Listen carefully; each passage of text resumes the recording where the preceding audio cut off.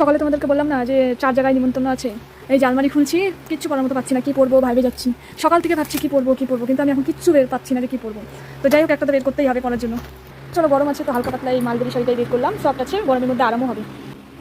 চলো পরে দেখাবো তোমাদেরকে কেমন লাগছে। শাড়ি পরে নিচ্ছি, এখন মেকআপ বাকি।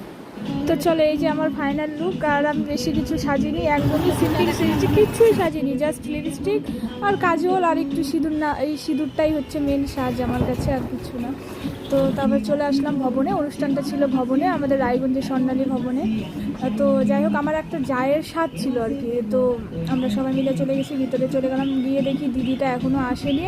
আমরা আর বাড়িতে গেলাম না, কারণ প্রচণ্ড গরম। আমার ছেলে তো জানো না কেমন জ্বালায়।